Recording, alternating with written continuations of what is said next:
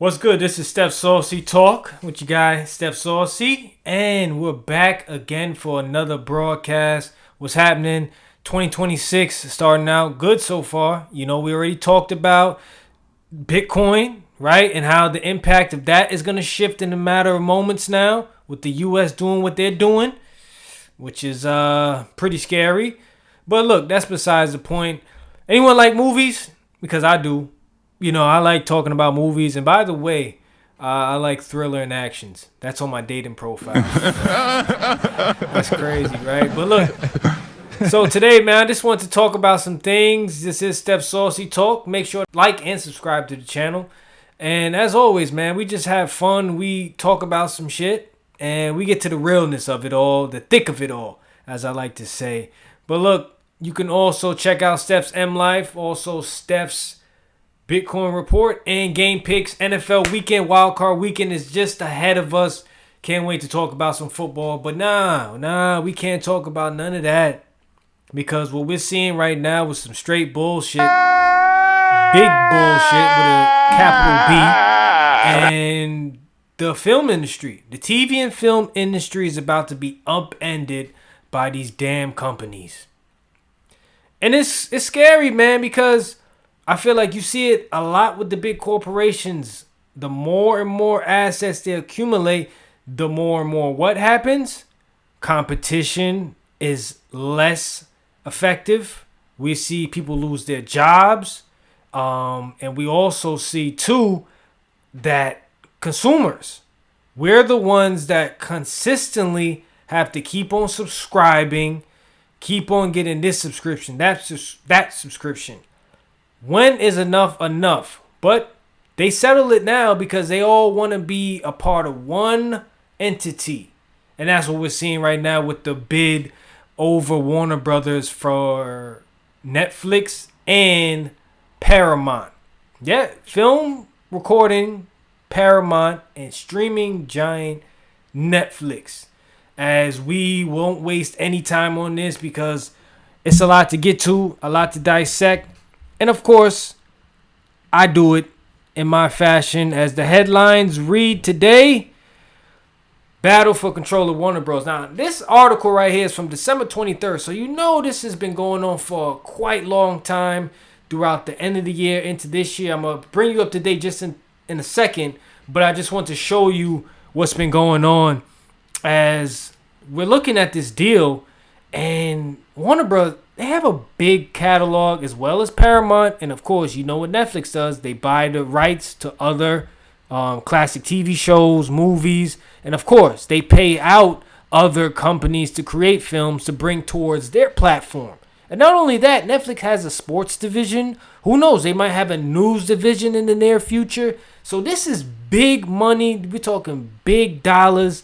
Millions on top of that, billions. So let's get to some more news just to show you what's been going on. So Netflix and Paramount are locked in the epic tug of war. That's quite lightly to say the least because it's been going back and forth for quite some time.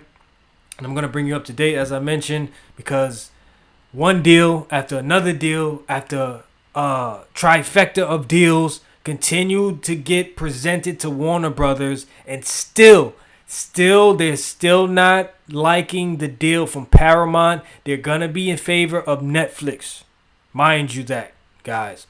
So stay with me, pay attention, as I'm gonna continue to bring you into the fold of the madness that is the TV and film industry. So here we go. Warner Brothers Discovery awarded the prize to Netflix, right? So that's what I just said. Netflix is the key component in this whole deal. Warner Brothers feels like Netflix has a more appealing and more, let's just say, trustworthy deal that back with the facts, back, of course, into dollars. So they feel like they will have a better opportunity going with Netflix. But let me continue on. So Paramount to mount a hostile takeover bid valued at $108 billion for all of Warner's assets. So that's what Paramount wants. They want to get everything from Warner Brothers for $108 billion. All right, so what's included, guys? CNN, TBS, HDTV, and TLC. CNN, CNN hosts a lot of coverage on a lot of different topics. Well respected news channel, and that they got some of the best talents in breaking news. Obviously, money, revenue. They bring in a lot of money too. So Larry Ellison, the CEO, mind you, of Oracle, one of the biggest cloud computing software companies. At one point, they were a monster towards the end of 2025. I mean, the stock went through the roof. This guy was worth over $400 million, but billion dollars. I said that correctly. $400 billion. His net worth went down a little bit because of some things. But look, he is a owner of TikTok. He is investing into AI. He is investing into the future of a lot of different things. So this guy is about his business, and his son, mind you, at that, is running Paramount. So this is a family business, which has been for many decades. So it's run by his son, David Ellison, and he asked Warner shareholders to sell their shares to Paramount. Obviously, look at the poly market. We see right now, will Netflix close Warner Brothers acquisition by end of 2026? There's a 27% chance right now. I'm pretty sure that will probably go up as we continue to, talk about this situation. Okay, so the streaming king Netflix hopes to buy a chunk of the company. So now we're going to get to their deal. HBO Max, Warner Brothers Film and TV Studios, and the icing on the cake, 110-acre lot in Burbank. I'm thinking that's California, right, guys? That is worth to be $82.7 billion deal. So not only are you seeing Netflix wanting to get into films, obviously, and TV, but now they want to get into their own movies. When their whole MO is, look, stay at home, subscribe to us. We'll continue to drop content weekly. But now they want film studios, which they never been a program to produce their own films. So now you're saying that you want to own all of this content, and on top of that, the film studio? So what happens to all those other people that for years been working for this company at Warner Brothers, and now you promised them, but not guaranteed, jobs? And we all know, because just in a few moments, I'm going to show you an interview with the Writers Guild of America president, and to show you what she said and her thoughts on the whole deal, the good, the bad, the ugly, and all of it. So let's continue to go down. Both deals will fundamentally reorder Hollywood and raise antitrust concerns. Obviously, I mentioned it's going to be a big deal. Netflix will boost over 400 million subscribers worldwide, furthering its market dominance. And Paramount's takeover would combine two major film studios when they already have a film studio. What do you need another one for? Greed. And two leading news organizations, CNN, CBS News, under the Ellison family control. Wow. So look at what we're seeing here, guys. Complete control. This is what they want. They want complete control, because if they don't get control, then that means the next man above them will get control, which ultimately will include more people going to that platform now instead of their competitors' platforms. So you completely eliminate competition. That's the main key in this whole aspect of these deals. You want to see more and more content being produced? Why not just own the other company that has for years had a name in the industry? Let's take their assets and make it our own, because we want to be the leaders of this revolution. That's what we're seeing between Netflix and Paramount. Me personally, I don't agree with either one of the deals. I feel like this right here has become, it's pretty crazy to say the least. But just to think like, yo, how much more do you possibly need? This right here is just ridiculous to see. But, like they always say, man, you got to accumulate as much as you can, because clearly enough is not enough. you always want more. And that's what we see in these American companies. We've seen it this past week with the U.S. invading Venezuela, taking over the oil. And as of this week, not even mistakenly, today, the U.S. is in control of the oil. Just in case you didn't know. And I thank you guys for tuning into that video. A lot of people have been commenting, liking, sharing, and subscribing to the channel. Thank you for that. So let me just go to what we're seeing now about the president of the Writers Guilds of America. And here we go. We have a video right here just to show you what she said. I believe her name is Michelle Mulroney. So we're going to see what she had to say about this whole transaction. Here we go. The deal is the Writers Guild of America, whose members have a lot at stake. Joining me now is president of the WGA West, Michelle Mulroney. And thanks so much for joining us. Now, you have come out strongly opposed to this deal. What's your chief concern? Our members are very concerned about this merger because we've seen in the past that mergers always promise benefits, but they inevitably lead to fewer jobs for industry workers, mass layoffs, and diminished competition in the marketplace. What have you seen in the past that causes that? We only have to look a few years back to the Disney and Fox merger, where there were a lot of promises that this merger would mean more production, more programming, but in fact the opposite has happened. In 2016, pre-merger, these two entities were putting out about 25 movies a year, and last year they only put out 14. Did you see what I was talking about when I mentioned to you they promised but not guaranteed more jobs? Because at the end of the day, what that does is you get more and more people trying to fight for what their rightfully is theirs. Their jobs, their careers, their families, their benefits. All of that gets extinguished once you see these companies merging with each other. And it's no different from what we see in the media field, we see in the pharmaceutical business, and also what we see obviously in the global American financial system. Because what is it at the end of the day? Cash is king, and if you got it, you can buy your way to the top. That is what we have learned. With all these companies merging, it's not a good look. It makes it a hassle now for people to get what they need to do in order to feed their families and obviously build a career for themselves. Because it's just not right. It consistently hasn't been right for many years. And that's why you see people go on strikes. You see people play reruns on certain TV channels, movie channels, because they're saying to the people out there that are running these companies, enough is enough. And not only that, if you're integrating AI now, that completely eliminates probably 1/4 to 0.5% of jobs now, because now they could take your face and put it into a film without paying you what you rightfully deserve, because they can make it quicker, faster, and more efficient. That is ridiculous, man. Let me continue with this. That's just an example of the way that unfortunately these mergers and acquisitions often cause contraction in the marketplace.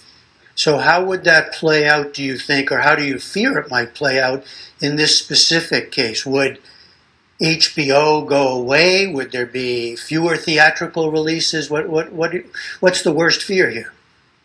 Yeah, there are several fears. I mean, obviously Netflix is in a pole position here, it seems, for this potential merger. And, they're the biggest streamer out there with 300 million subscribers. And for them to absorb HBO Max and HBO, we just don't know if the HBO that we've all come to know and love would survive a merger like this. Anytime there's an increasingly small number of creative gatekeepers getting to decide which projects are right as right, which stories get told, and what consumers get to watch on TV streaming or in theaters, that's of concern. We anticipate potentially less variety, and certainly we're concerned about the theatrical exhibition business, which has been, as you know, struggling since the pandemic to find its footing again, and what this acquisition might mean for them. Could it not be argued that Netflix, of course, has a lot of money, that it certainly has created all kinds of programming? Could there not be more opportunities, not less, with its resources?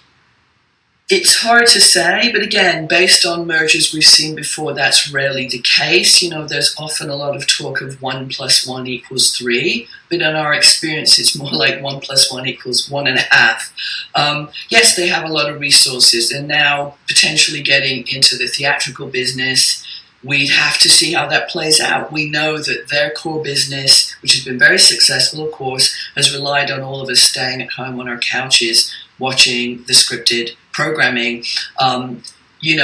Are they suddenly going to want us all out in movie theaters? How are they going to handle theatrical windows, that time frame between when a movie is in a theater and when it appears on a streaming platform? If those windows are short, as they have been for Netflix, around 17 days, that doesn't give a movie a chance to perform and find an audience. So we're very concerned about the long-term effect on theatrical exhibition of this potential merger.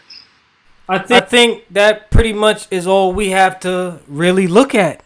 And that sums it up all. Because now, man, there are a lot of different fears, man. Not only of just the deal, but if you look at, what Netflix is doing now with their 300 and plus million counting subscribers as we speak to you right now. But you're just saying to yourself, how could possibly you enjoy anything fun anymore in life? Yes, we went through the pandemic. That was one of the toughest moments of our life, of a lifetime that we probably will never experience again. But for the next generation that is behind us, what example does that show them? Does that show them that everything might be a stay-at-home order where you can be home, not be a part of life, not be a part of the amount of amenities and amount of abilities, things that are put in place that God has given us. So this is just completely out of hand. And look, and even not only that, man, I feel like, this is just a bad taste in the mouth, because now Netflix has all this money, as this lady just mentioned to you, and now potentially they want to probably hire more writers. We don't know yet. It's still a question, to talk about later on once we see what happens with this deal, whoever gets the bid. But, I just feel as if this is just really just a disgrace to, people that have worked their whole lives, to just let companies just come in, take over, do whatever the hell they please, and don't second question anything they do later on in life. That's just me. That's just how I feel. But let's continue to get you up to date now, as I mentioned to you on this Warner Brothers deal. Let's see what happened. As we see right here, Warner Brothers, according to ABC News, rejects Paramount's takeover, tells shareholders to stick with Netflix. In case you don't know, guys, about the stocks, well, there usually is a proxy sent out to shareholders where you go on the company's website. You decide if you want to vote for a CEO, vote for this office, that position. And now with Warner Brothers telling their shareholders now, hold on tight, because Paramount deal is not what is in our best interest. Netflix, on the other hand, is. So what they want to do now is completely focus on getting Netflix this opportunity, which is a great opportunity. But of course, there are going to be some hiccups. You got antitrust issues. And then, of course, it has to be overseen by, of course, the U.S. in order to approve this type of deal. So let's continue to read. Warner Brother again, I told you once before that they were not in favor of Warner Brothers Paramount, because Larry Ellison, as I mentioned to you, personally himself guaranteed $40 billion of his own cash on top of what Paramount was offering, just to sweeten the deal, put the icing on the cake, and that still wasn't enough. As we're seeing now, that Warner Brothers leadership, as I read, has repeatedly rebuffed Skydance owns Paramount's and urged shareholders just weeks ago of its streaming and studio business to Netflix for $72 billion. Paramount, meanwhile, has made efforts to sweeten its $77.9 billion hostile offer for the entire company. So what we're seeing, back and forth, this money. Oh, I can up it a little bit more with my money. But still, man, even if there is a money or a dollar, we can't even equate to, it seems that Paramount's way of doing business is not what Warner Brothers is favoring. And as you can see, man, they're trying so hard in their power to get control of that asset, but it's not seeming to work out. And right now, as we're seeing, Warner Brothers Discovery said Wednesday that its board determined Paramount's offer is not in its best interest, as I told you, of the company or its shareholders. It again recommended shareholders to support the Netflix deal. I don't have to say anything else to you guys. This is what we're looking at moving forward. And as I continue to investigate this situation beyond today's video, this right here affects you. It affects you to the highest degree because we have a tale of two stories, right? I mentioned to you Paramount on one end, great for their movies and now their streaming services. On the other hand, you got Netflix, subscription king, content king, continuously trying to innovate, continuously trying to get you to get on that screen, watch it, sit down and watch it. So what do we have here now? We have, guys, a situation where it's pretty much this. This is how I see it. And I'm going to be real with you. Because as far as I'm concerned, as long as there is a Thanksgiving dinner, as long as there is a Christmas Day event, I'll sweeten it up for you. New Year's, we all want to be home. We all want to watch something. Let's turn on to Netflix. But here's the biggest thing. For the rest of your daily lives, Netflix wants you to stay home and watch their content. Because no, it's not their goal. It's their MO. Point blank, period. If I'm being too egregious to this situation, then prove me wrong. Because for many years, I've always known Netflix to continue to put subscribers onto their platform because that's what they're good at. They're good at hooking you, sucking you in, and having you stay at home consistently watching their content. Is there any other platform as big as them right now as far as streaming is? No, because they've had years and years of doing this. And COVID only sped up the process, guys.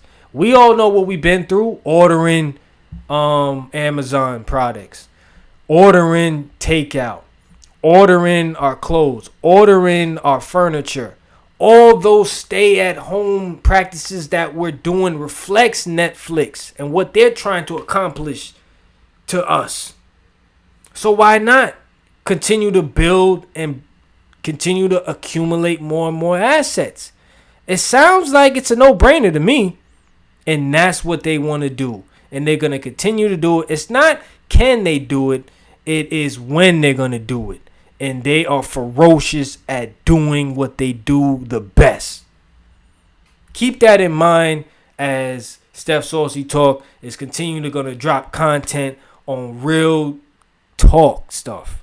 Because this is not a game. This affects us all. I think this is a bunch of crap. I don't agree with either one of these companies trying to get Warner Brothers. I think everyone should stay in their lane. Now, if there's money to be made where you can upgrade your film and production studio, your streaming services, yes, do so. But don't take out the little man. Don't take out the middleman. Because of the middleman is the reason why we're seeing what we see each and every day.